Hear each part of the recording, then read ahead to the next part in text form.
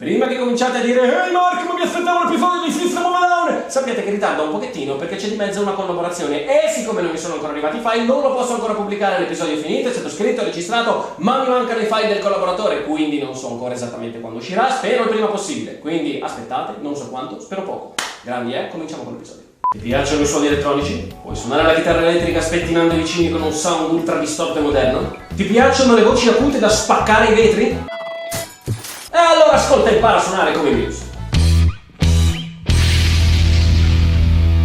I Muse sono una band inglese esplosa intorno agli anni 2000. I Muse non sono esattamente un power trio standard, nel senso che oltre a basso, batteria, chitarra e voce dovremmo aggiungere anche synth, pianoforte e altri strumenti elettronici. Ci sono due caratteristiche che rendono il sound dei Muse immediatamente riconoscibile: l'elettronica e la ultra distorsione atomica.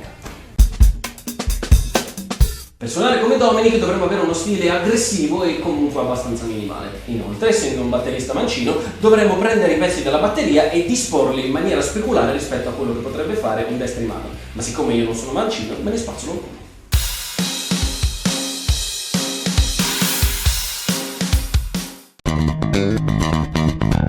Il bassista dei Muse, oltre ad avere il cognome più impronunciabile di tutta la storia del rock, è un elemento chiave dei Muse, è aggressivo, è moderno ed è ultra distorto, in linea con il resto della band.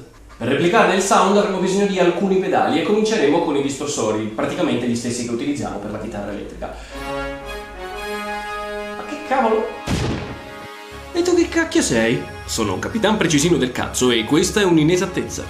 Cosa? Il mio ruolo è la correzione, il mio credo la precisione, come quelle persone che le segnalavano nel video degli Iron Maiden che Nico McBrain non utilizza il doppio pedale. Ah certo, quando parlavo della cavalcata, precisamente. Cretino, nel video dei Maiden ho detto che per l'effetto cavalcata si può ottenere lo stesso effetto con un pedale tacco punto a un doppio pedale, non che Nico McBrain usa un doppio pedale, testa di merda. Era comunque una frase ambigua. L'inesattezza odierna invece riguarda l'utilizzo dei pedali per basso. Lei ha detto che i pedali sono gli stessi per basso e chitarra, ma in realtà i pedali di distorsione, come molti altri, hanno le due versioni ben distinte, una specifica per basso e una per chitarra. Grazie per la precisazione inutile, ma il funzionamento e lo scopo sono identici. Ma l'affermazione era incompleta. E tu sei uno stracciaminchie. Il mio ruolo è terminato, alla prossima precisazione. E anche tu.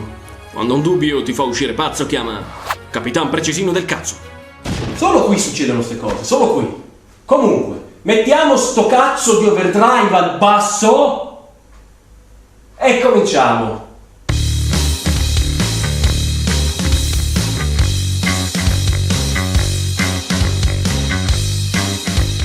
Ok, ma manca ancora qualcosa, manca ancora quel sound moderno che è tipico dei Muse. Andiamo quindi ad aggiungere un pedale synthesizer al nostro basso che serve per avere degli effetti da sintetizzatore sul nostro basso.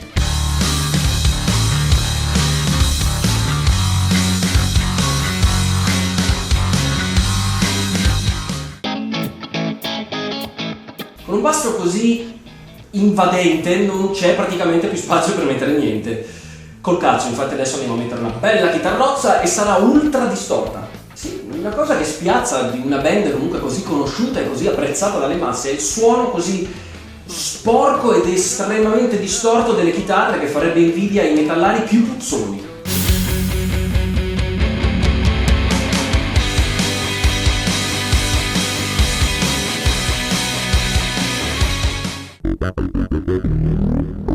Aggiungiamo adesso una traccia di synth per rendere il tutto più elettronico.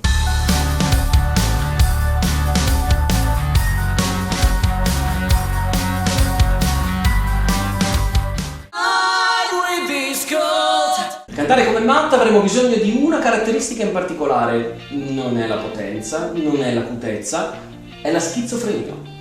Già, infatti per cantare come Matt dovrete passare dall'incazzatura alla dolcezza e dalla dolcezza all'incazzatura e men che non si dica. In pratica dovete avere le vostre cose. Now it's time for changing and cleansing everything to forget you. Mi pare che manchi ancora qualcosa, ma non è esattamente nella voce. In effetti c'è una cosa che manca, che è più importante del falsetto o della schizofrenia. È il respiro affannoso asmatico stile Roberto Baffo. Se volete imitare Matthew Bellamy non dovete respirare, dovete inalare tanto di quell'ossigeno manco aveste una crisi d'asma. My plugging baby.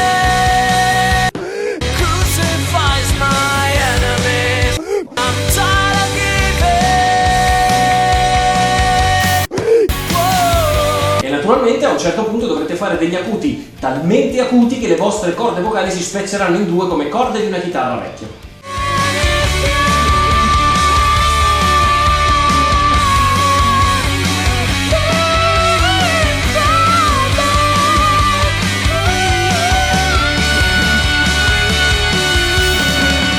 Ora mettiamo tutto assieme, verrà fuori.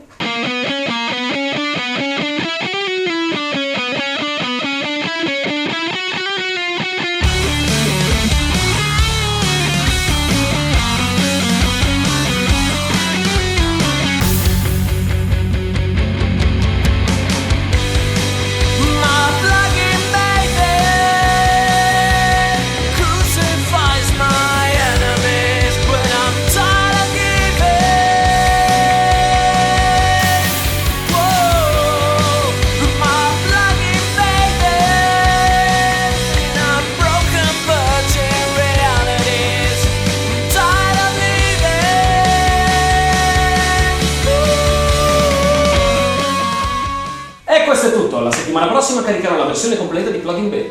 Se il video ti è piaciuto come al solito consigliami una band che vorresti imparare a suonare, perché non condividere questo video? Grazie. Ci vediamo lunedì prossimo alle 14. Grande, eh?